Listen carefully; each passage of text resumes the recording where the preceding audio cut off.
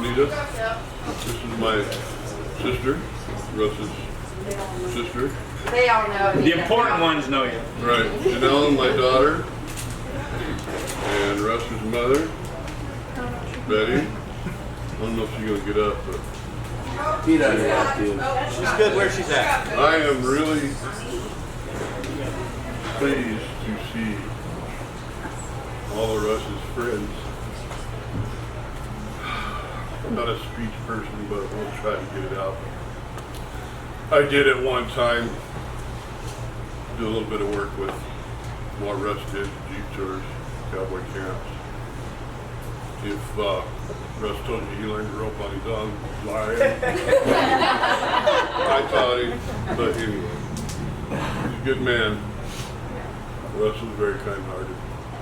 Russ was very to himself. This is another side of his life that I did get to participate some, maybe not enough, but we all have our own lives that we leave and do. So I am very happy that you all were in his life, because that makes me happy. So I appreciate it very much to you all. And thank you. Try it. There you go.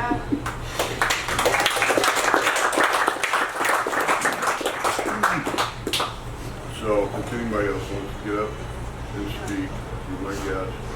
I'll tell you a story. There you go. As ornery and strange as he was.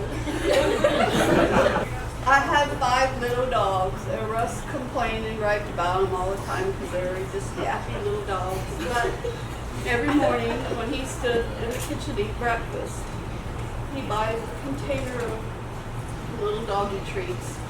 And every time he takes a bite of waffle, each dog gets a treat. Another bite of waffle, another treat. So he would spend a half hour eating while he was feeding those little tiny dogs that he hated so much. So you know he had a good heart because he loves dogs. He loves them. He loved animals. Yeah. He loved them. So, thank you again. Appreciate it. I'd like to hear some of your stories, because this is a family that was away from this family. So we'd really be welcome to hear what you all have to say if you want to say it. Okay? Well, I'm going to start by acknowledging what's in this room. And I wrote this down because I'm going to have a hard time getting through it.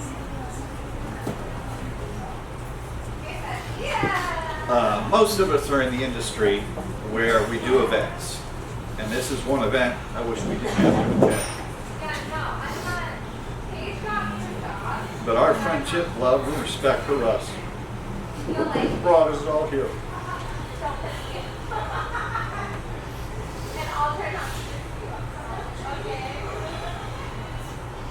This speaks to Russ. It tells you about his Corporate Follies family, both past and present. His Jeep tour, past and present. His partners on our events. We've got our venues that we go to. They're here tonight. And it's all because of Russ. And that's why we're here. So thank you guys for coming. We definitely want to hear all the funny stories. And I know Sharon's funny story has to do with stolen cookies. So if you don't know the story, you're going to want to know the story. His treats he couldn't live without. Yeah. My story, I've got a funny story and I'll explain it in a little bit. It has to do with the picture that's right over there. This. That picture over there was at an event that me and Russ were at. And he was either quick draw or roller roper when he worked to the cowboy games. And so me and him are at the roller roper. And we're talking about it and stuff. And I said, I'll bet you I can rope it before you can rope it. And so I got up on the horse and I caught one ear on the first throw and I hit both horns on the second throw and called him. Jumped off the horse. Good luck. So he gets up on the horse and I'm standing off to the side. You can see it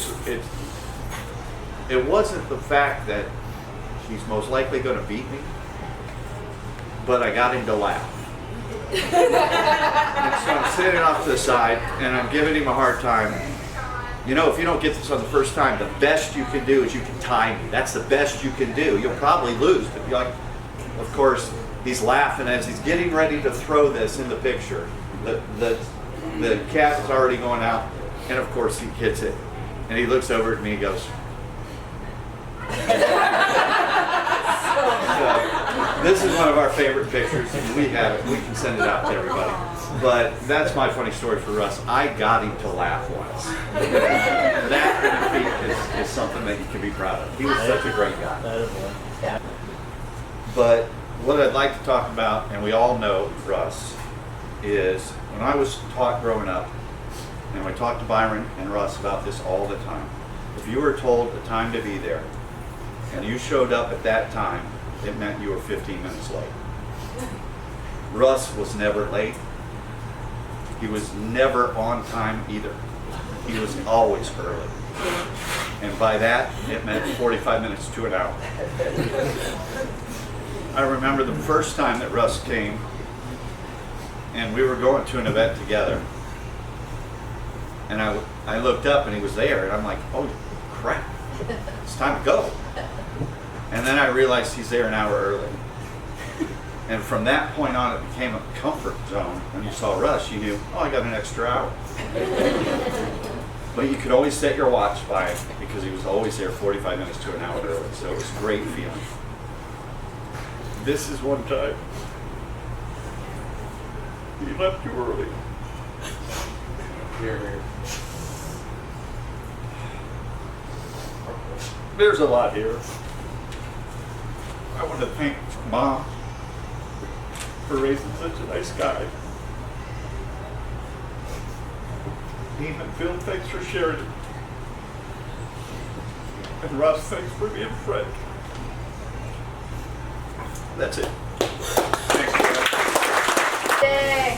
For those of you who don't know me, I go way back with Corporate Follies. I haven't been around for about 8-9 years now, but Russ and I were the two cowboy leads, and I did a lot of casinos. But Nita and Mom, sorry to be here on this, and Phil, but you guys all know me.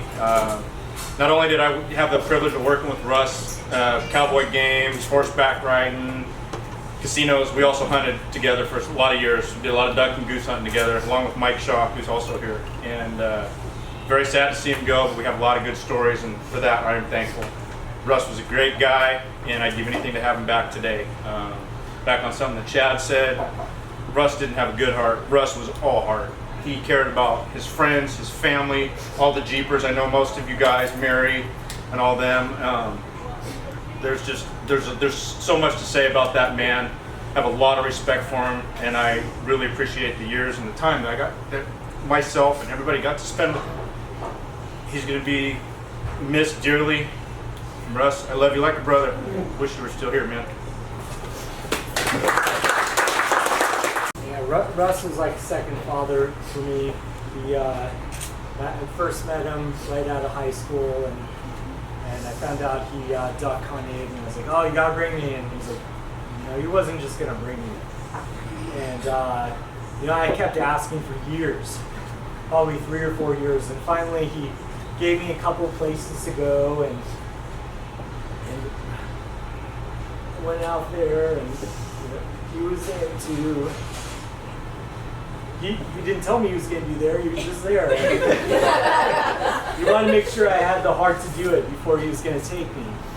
And that went on a couple more times. And after that, he's like, all right, I'll take you. And we hunted for like 20 years after that. Pretty much every single time he went, I was there with him. And after he passed, when we started going through all of his stuff, he kept track of every single bird we killed. His brother, him, me, Esty, for the last 40 plus years. I mean, he was keeping tabs, like And of course, Russ had like 5,000 ducks he had killed. And I think he was underlining how miserable the rest of us were doing. But anyway, you know, I'm obviously going to miss him. And I don't know, it's going to be hard to go hunting without him. That's my story. I started working for Corporate Follies around 2011, so I've known Russ for about 7 or 8 years. And back when I was a young, immature buck, I eventually got to the point where I started to be on the setup crew. And the majority, pretty much every cowboy event, Russ was the lead. Any cowboy event, he is the main cowboy, no ifs, ands, or buts. So as I started becoming the setup guy, I was working under his lead. And I lived 2 doors down from the office, so I'd always get the privilege to ride out to the events with him every time. So I wouldn't meet him there, I'd take it 30 minutes to an hour, always riding out with him. And he always loved to teach the younger kids things. So when I was young, he's always offering advice and what he thinks is the right way to go about things, and always talking about his duck hunting. Like I could spend a whole car ride not saying a word. He's talking about duck hunting. Been there, done that. Well, and I'll always ask him his advice on poker and gambling, and he's got everything to say about that. But how many donuts did he make you eat on the ride out? Well, this is where we'd always stop at a Circle K or something to get a big gulp. He always had to get his big gulp and some sort of sweets, and I'd usually get a hot dog or something. But that's why I always loved riding with Russ, because we were going to go get some treats or something. Probably the only few and far between times where I'd eat like shit was with Russ. But anyways, when I was with Russ, it was very interesting because he's one of the older guys, but he does not like to get shown up by the younger guys. So he taught me everything I know about roping. He taught me how to load a pistol and shoot a pistol blanks. He taught me how to ride a mechanical bull and bucking barrel. So this was back in the earlier days, and I'm like, how is this guy? All the younger guys can barely stay on. This guy gets up here, it's like no big deal for him. Not only that, he worked like 10 times harder than all the young kids. So I'm like, and I kind of planted seeds in my mind. I'm like, if this guy is out here busting ass, this is kind of what raised my maturity level a little bit. I'm like, if this old guy's out here busting more ass than all these young kids, then I really need to step up here. So he kind of raised my level of maturity just watching him. I'm like, I got to at least work as hard as him, because he's got all these years on him, he's probably got aches and pains, and he's riding bulls, he's lassoing, and he's working harder than all the young kids. That, and he did, like Chad was saying, getting up on the roper. I always remember he loved when, everyone's trying to teach people how to rope, and when everyone's kind of screwing up, he loved to be the guy who's like, step aside. Pretty much with anything that should count, he gave you that look. And then you get up on the thing, get it the first try, and all the ladies are going crazy, everyone's loving him. And you could tell he got a little pumped up from that. And that's, that made his day. But besides that, I could go on forever about Russ. But he kind of showed me the work ethic of the man I am today, and I'm always going to miss him. Thanks, Reese. But one more funny thing there's actually 2 funny things. One of them, he thought he was getting away with murder whenever he would sneak. He'd come up to us like during an event, and he'd have a little Hershey's bar coming from the s'more station. He's not allowed to take the food, but he always get a little Hershey's bar. Sneak us a little Hershey's bar. We're like, thanks, Russ. He thought he was just getting away with murder. And another one. If you work for Corporate Follies, you know this one. But we have a quick draw like plastic sheet thing that you set your plexiglass. It's what keeps the blanks from shooting gunpowder in people's faces or whatever, protection. But anyways, when you set it up, you set it in this base, and it usually tips, but it never falls over. Every event, no matter how old you are, or how much you know, or how long you've been around, Russ will let you know that it's not going to fall over. You set it in there, and then you take one little look at it, he's like, no matter who you are. It could have been me, it could have been Chad, and he'll let you know. But hey, those are two funny stories that I can go on and on. Russ. Easy to please. All you had to do was learn how he loaded the trailer. That's it. That's all he wanted to know. Hand him the next thing he wanted. After a while, all I had to do, he'd say, I want this. I was like, I know what you want. Shut up. But Russ was the most stubborn man I've ever met in my life. Most older people that work at Purple Follies, you know, us young guys, we try grabbing the young, you know, the heavier stuff from them, right? Russ, never. No matter what he was carrying, you'd grab anything. And he came up to me, he's like, I'll let you know when I'm useless, Nick. Till then, keep your hands off my shit. Yeah. Russ was just, he was a good man. He really was.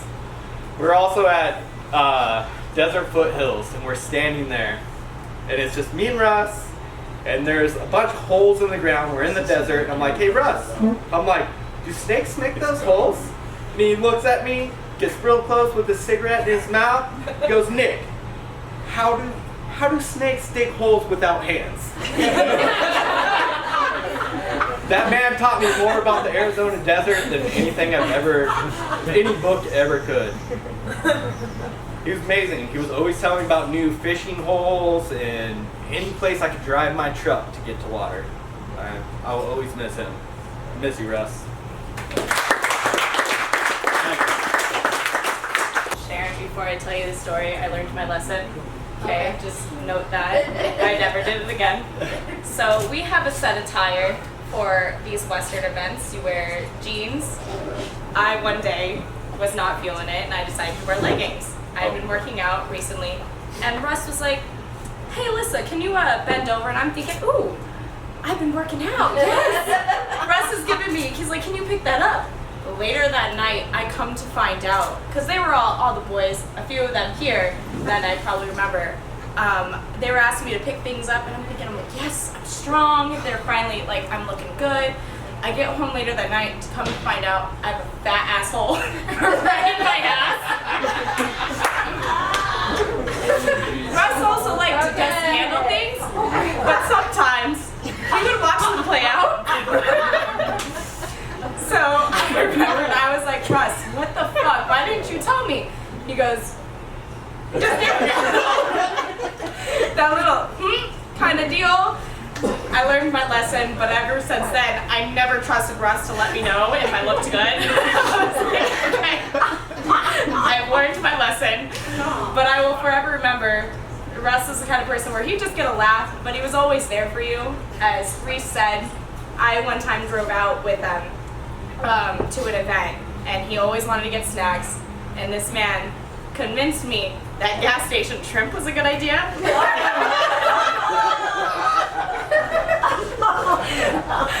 But he was a man that's... I want to know what his argument was. I said, Russ, I really want shrimp was a good idea. I was saying, Russ, I really want shrimp, but it's from the gas station. He goes, I'm sure that's not going to be what kills you. I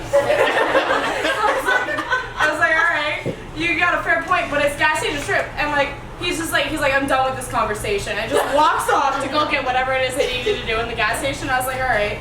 So I ended up getting the shrimp, and it was like, I tried convincing Rush to eat it, and he goes, oh no, that's gonna kill me. So he just liked to see things play out, but he would just kind of sit back, and sometimes he'd be like, I'm not gonna do that.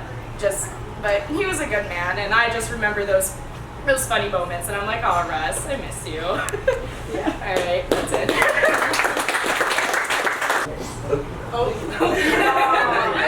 I've had a couple margaritas, so I probably won't cry.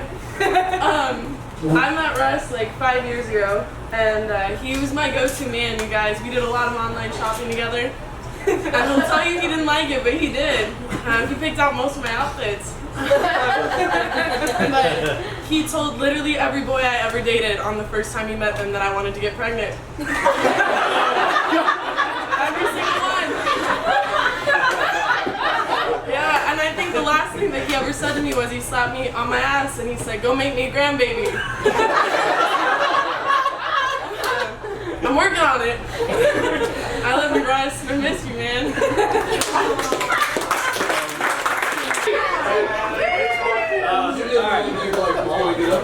So Russ was I think he was influential in my life. He taught me how to be a cowboy. I remember my first event, I had no idea what it was like to be a cowboy. I told them I could do it, had no idea what to expect. They threw me out there and I just remember following his lead. He didn't tell me what to do, I just followed what he was doing. And that he taught me a lot about how to act as a man, in being the hardest worker, like he said, always working hard unless he was on his cigarette break, and half the time he was smoking a cigarette in the trailer. He saw a cop. But I think that was one of the biggest impacts Russ had on me, is just showing me what it's like to be a man, showing me what it's like to be a cowboy. What I'm gonna miss the most is just the talks.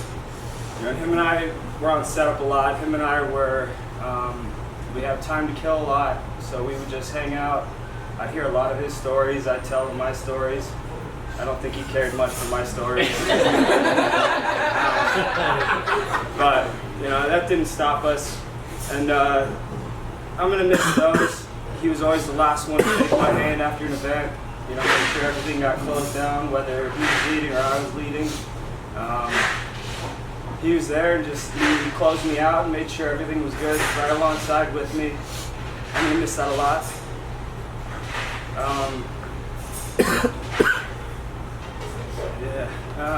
I woke him up once at his house. He was asleep. He was taking a nap, and I remember walking in. I didn't know he was asleep.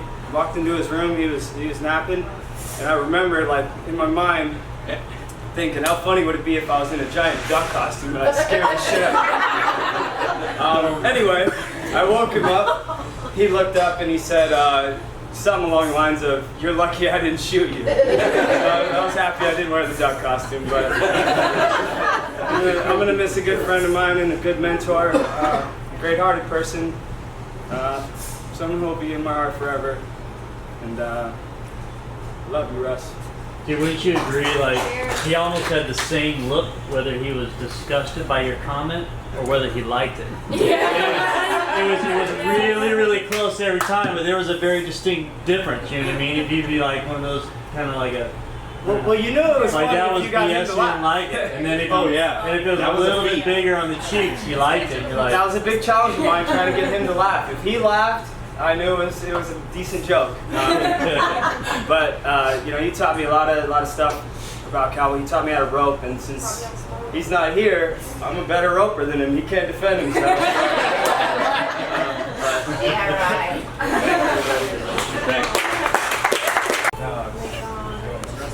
Hi, my name's Megan. I worked with Russ. I've been at Corporate Follies like 4 years, and his stonewall face, I was always really afraid of Russ. Like, anytime I was on an event with him, I'm like, oh God, don't say anything wrong, don't do the wrong thing. One time I showed up to his event and I was supposed to be at a different event, and I'm walking up and I'm like, hey Russ, I'm early, yeah. And he's like, what are you doing here? And I'm like, well, I'm working here. He's like, not with me. Sent me on my way to the right event, all that. But this past year, I really am thankful because I got the chance to see a different side of him. I worked Country Thunder. Yeah, so we were all on the campground together, and yeah, he was really cool. He was cool. I was playing music because I had my speaker, and he was always kind of like, he didn't like the new country music. It was always like, you know, the older stuff, and kept his comments to himself mostly because think he was being respectful maybe, but then I played like 90s just pop or something, and Alanis Morissette came on, and then afterwards Russ was like, oh yeah, whatever happened to that Alanis Morissette? And I was like, what? He was like, yeah, talking about like her boyfriend or whoever she was dating. I was like, Russ knows 90s pop culture. I was like, oh my god, it totally humanized him for me. and like, you know, we did a craps event one time when I first started. He was like the person that I was partnered up with at my first day dealing craps, not being in training, and I was like still kind of worried because Russ still made me kind of nervous for some reason. And I was like, oh god, don't mess up, Megan. And he was just cool, you know. Anytime I'd like, hey, look at him, he could communicate with looks, like a wolf. You know, it was like slight communication things, and I'm like, okay, I think I picked that up. But then, at that event, they started playing like electronic disco music.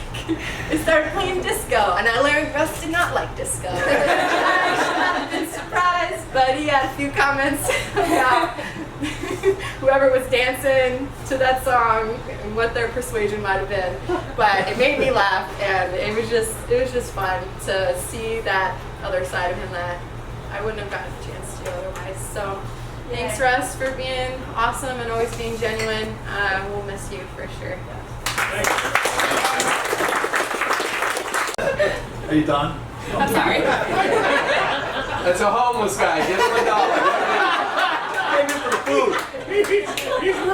Known Russ since '95. I started doing Jeep tours. I came from Chicago, and he was, you know, Mr. Cowboy to me always. You know, and he did have facial expressions that you could take ambiguously all the time. Absolutely. But he also could have wrote a dictionary on facial expressions because he had about 100 of them. Russ's dictionary of facial expressions. I mean, he would just. I worked for this Italian guy who was doing Jeep tours, and Russ, we started doing tours together with this guy, and this guy talked with a real bad Italian accent, and he would get the business together with these seminars with people to get them out to take the tour. And my people told him one time that, why is he mad at us? He would mispronounce folks with the U. You fucks. You go, you fucks are going to enjoy this tour when you get out there. You little fucks. So I had this great story one time, and we were picking up, me and Russ, and I had time to talk to him. I'd tell him my stories. I'm telling my new cowboy adventures, Chicago cowboy. I was telling the story, and I got to the point where I was going to tell the punchline, and I looked over, and he goes, you fucks. So he always was one step ahead of me, and he was always one step ahead of me. I'm talking like the Italian now, but he was a man that his facial expression, I'll always remember a facial expression.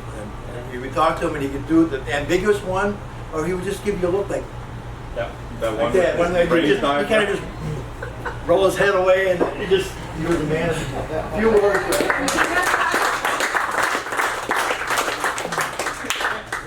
One time at an event in Tucson that myself, Jake, and Russ went to, it was like the old person detail.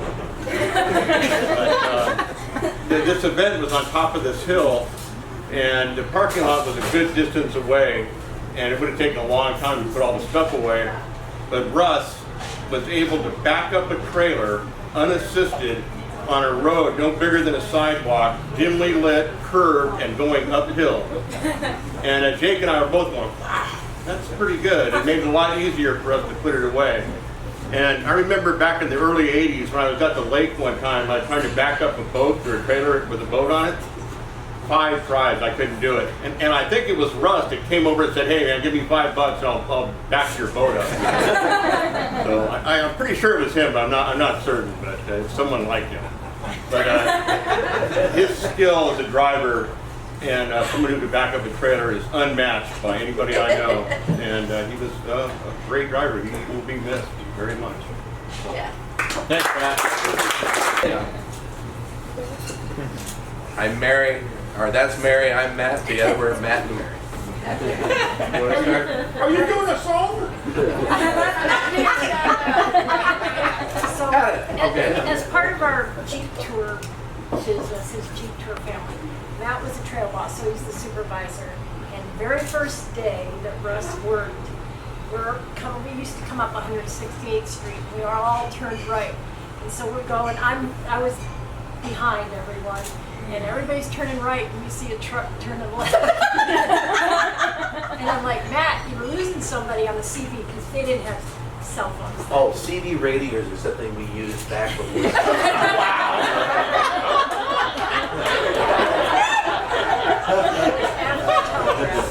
So that was Russ turning left. So we got him back to where he was supposed to go, and then we go to an area where we shoot pistols. And I was always in charge of loading. Matt would do his introduction, and I was just loading guns on guns. And Russ came up to me and he looks at me and goes, did I do something to make you mad? I looked at him. I don't even know who he is. How could he even make me mad? But he was always very concerned about everyone's feelings and making sure everybody felt good. That was the one thing I can remember. And of course, there wasn't much that he owned that he didn't buy with Marlboro miles. Exactly. That's where those shirts from. He had some binoculars. He loved his binos, as he called them. Oh yeah, I got these with my miles. Everything he owned. He got with miles. Probably his truck too. There's 6 boxes in the closet of Marlboro. I bet. Anything you want, Marlboro, it's there. Yeah. Mary and I were talking. We decided Russ started working with us like in '94, and we go beyond that. But I mean, think about the life he led. Jeep tours. You're the guy. I mean, you're the one. You're the master. These people are relying on you to get you through the wilderness and tell you all this cool stuff. Cowboy games. What can we say? He's the master. Everybody relies on you to make them look good roping. Poker. He's the master. All that. Anyhow. And one funny story I have about Russ involves cowboy games. I can't even think of any Jeep Tour stuff. But I will tell you about this. You're right, Russ always showed up early. I showed up early. I don't hunt, and I don't gamble. And when you're stuck 45 minutes early with Russ,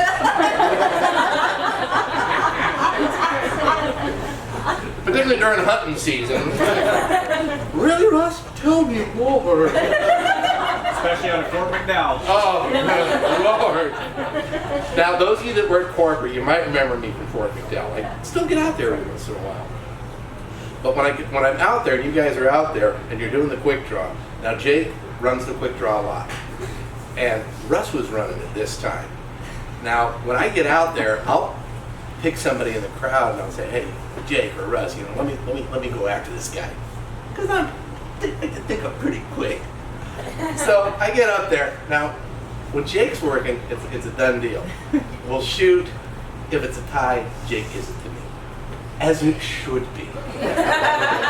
But one time, I'm doing it in Russ's judgment. And I'm, some goober from Ohio, some accountant goober from Ohio. Watch it. And you know what I'm saying. So I'm all dolled up. I got my stuff on. I'm ready to go. This guy's in short pants, black socks, big camera, cell phone. And we go to work, and we tie. And I look at Russ, and he's going, you got it. It's like, what are you giving it to him for? Come on, make me look good, man. No, I won't. I would never shoot again with Russ's judgment. Because I knew if it was a tie, he'd give it to the guy from Ohio. I don't know, that's my Russ story. God love you, Russ. He was a good man. Since '94. That's a long time. So, anyhow, thanks, guys. Thanks, Matt. You have to talk, because I got to go to the bathroom. For people that don't know me, my name is Caleb. I've been working for Corporate Police for about 4 years, and Russ was one of the first guys I ever met working these events. And for about 6 months, I thought he hated me. His face never changed. It was always just stern voice. And it wasn't that he didn't like me. I'm pretty sure he didn't at first, but that's who he was. And like his mother said to me before everyone showed up, was that he wasn't a man of a lot of words, but when he said something, he meant it. Every word he said was very direct. It had meaning to it. It had weight to it. And I was very, very fortunate and very, very grateful that I got to be a part of the last couple of years of his life.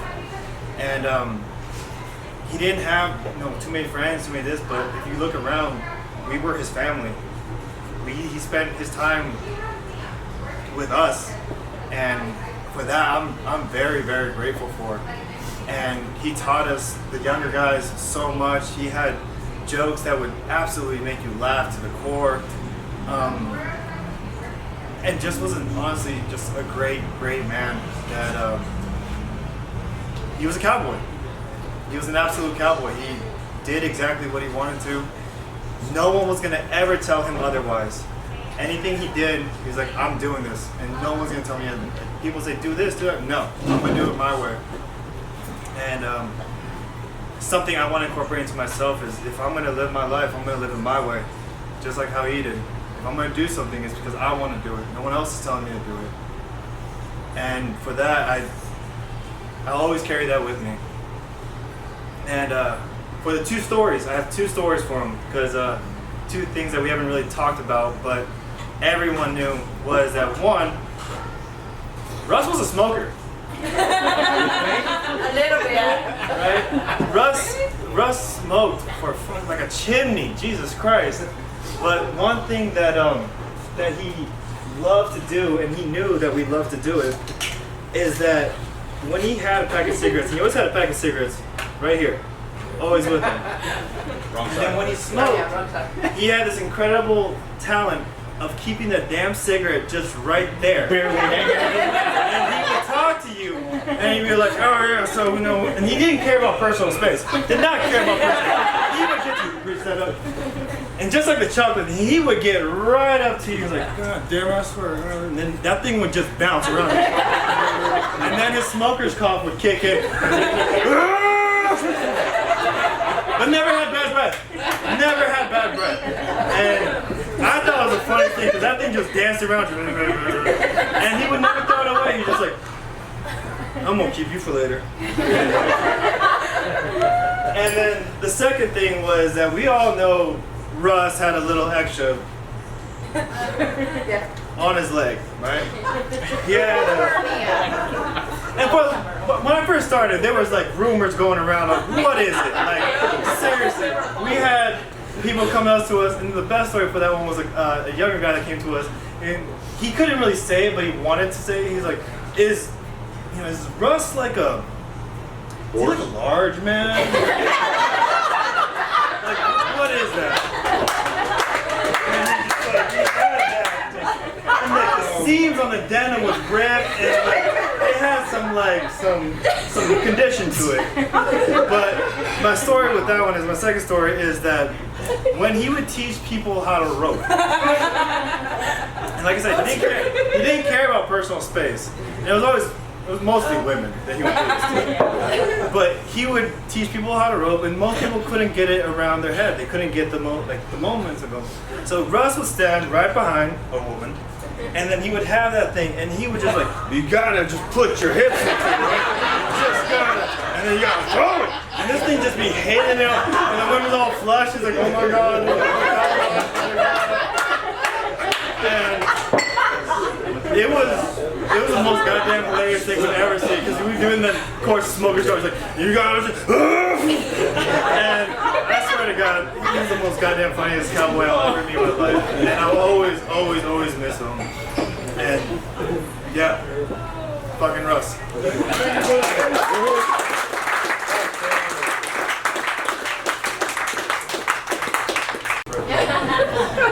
My name is Walker. I know Russ through Jeep Tours.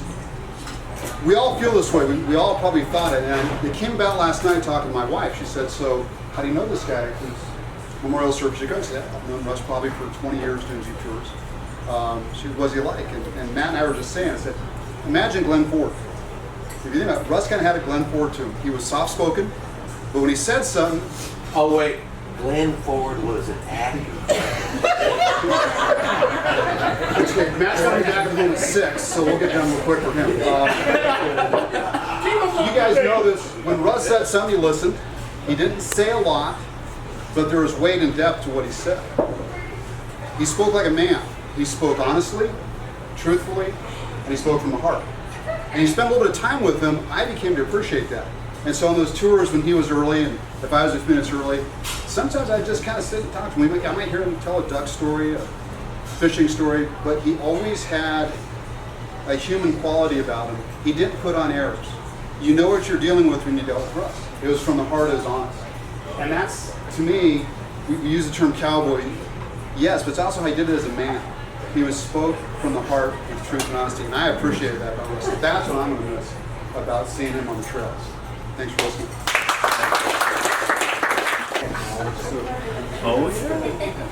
Everybody, I'm Alex. I've known Russ for almost 10 years.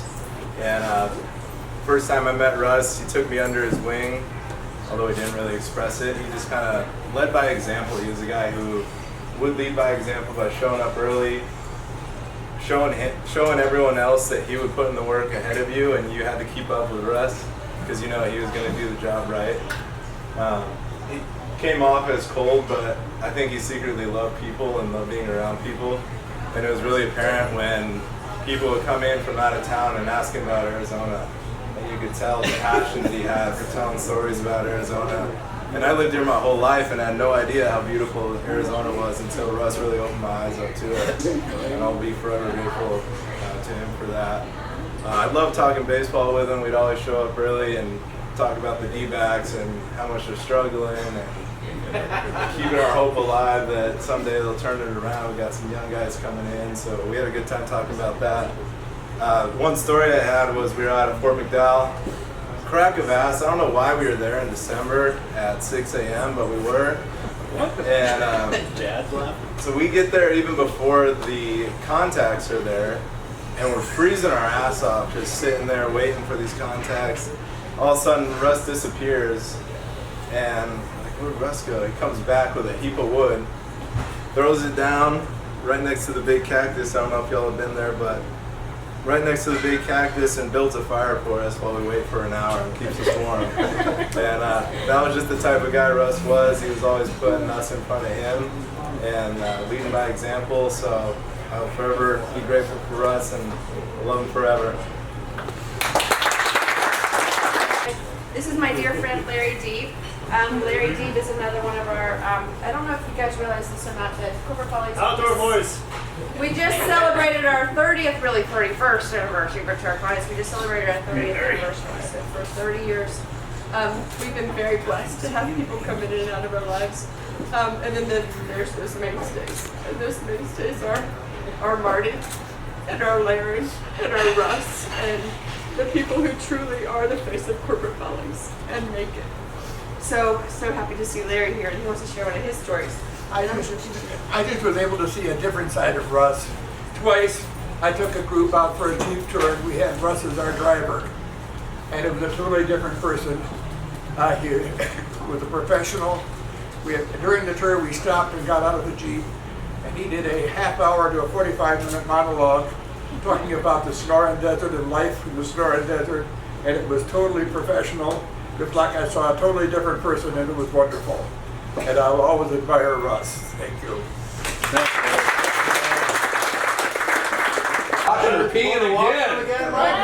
Sit down, Mike. What I liked about Russ was he was a teacher. Yes, he was. You know, you went to work, and I never did games before, but I love that kind of stuff, you know, like a lot of other guys and girls, you know. Oh, man, look at that boat going around and wrestling that calf and all that stuff. But Russ was the kind of guy, what you were trying to do, he could see what was going wrong, and he would come over to you and he said, give me that, okay? He'd take the rope, spin it around a couple times, you know, straighten it out for you, like this here, okay? Hand it to you, and he would wait until you got it.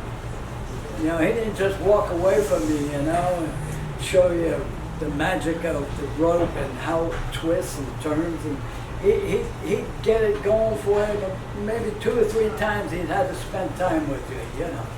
And that went for the horse.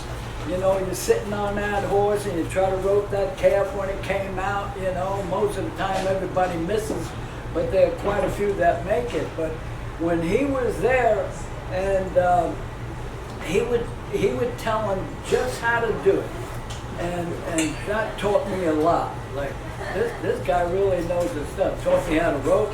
Now after 20 seconds with a guy sitting on a rope on a horse that never threw a rope before, first time around, whoa man, he gets it. You know, like everybody's going, wow, you know, like this guy's really good. But it's the first time he ever did it, but it was really Russ's teaching. He had that ability to help people out and show them what was going on, you know, and they would get it, and everything in the games went smooth.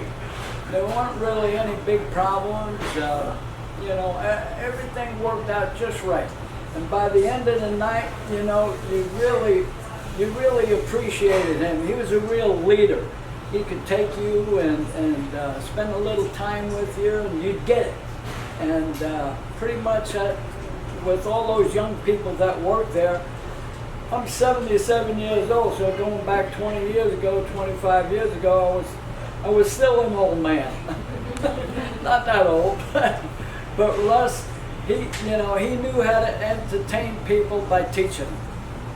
It just wasn't, you know, do this and do that and walk away from it. He'd stay with you for a minute or two, you know. Oh, okay. Enjoy doing it. And man, you know, when he was done with you, you did well. He never said that though, but he could tell just by looking at you, you're doing good, you know. Good guy, right? Of us, we went to Talking Stick the other day for an event, and we were gambling. So then we were at Talking Stick, so we wanted to go gamble after our event. Him and I decided we wanted to gamble our check just to see what happened. So we lost. We started with half of it, lost everything. I lost everything. Hand, lose. Anyway, Russ calls him because Russ is gambling too. Russ says, "Hey, where you guys at?" "Oh, we're just walking around. We lost all of our money." No, we were leaving. We were leaving. We lost all of our money. He's like, "Okay, well come say hi to me. I just won $900. So he's like, you got to get back in there. Him and I go back. The last of our check, we bet it all. We won $5 each. So we broke even. Came over there. He won $900, $1,000. So we were hanging out with him, trying to get some of his mojo. We bought us lunch. We hung out with him. Beautiful day. Like to see him in his element outside of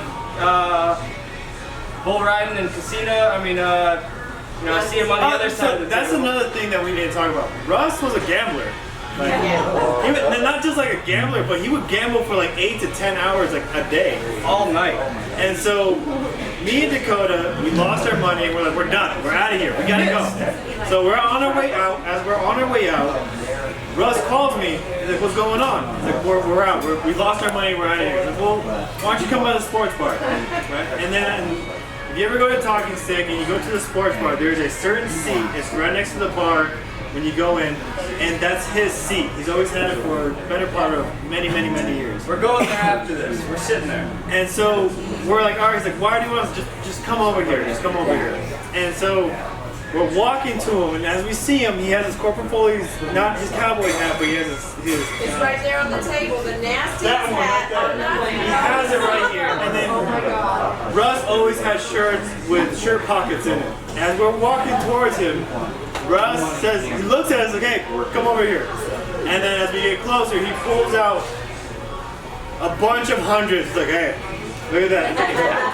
How did you do that? Like, hey, maybe 15 minutes. Just no emotion. Just pretty good. And so we get there and we're like, what? And then after that, me and Dakota become just cheerleaders after that point. So we're like, yeah, go Russ, bet that. And he's like, I win some, I lose some. And we're like, get him, I don't know, soda? He doesn't drink.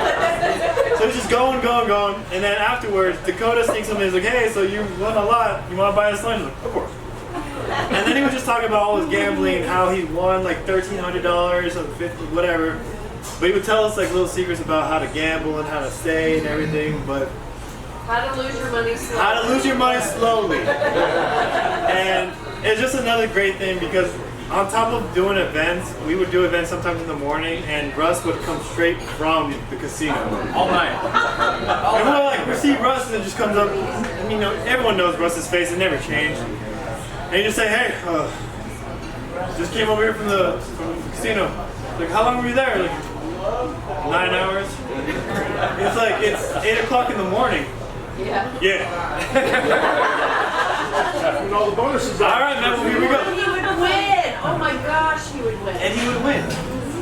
And he would win. So if anyone has any plans after this, please cancel them because we are going to the casino right afterwards. We should probably lose our money, but maybe one will win. Can we have a cheers for Russ? Simon was just pointing out, like Mike pointed out about how he would keep track of his ducks and how many ducks he had. He had the same, he had a different book, might have been the same book, but he had a book that he kept up with his wins and his losses. So that, because I used to ask him like, okay, so how the hell, if you get, I mean, if you win over X $1,200, whatever it is, you get a 1099, how do you keep up with knowing how much you lost? Oh, he had it all logged. He knew exactly how much he put in, how much he had it in there, yeah. And I knew that Russ was going to be in one of 2 of 4 places. He was going to be at home.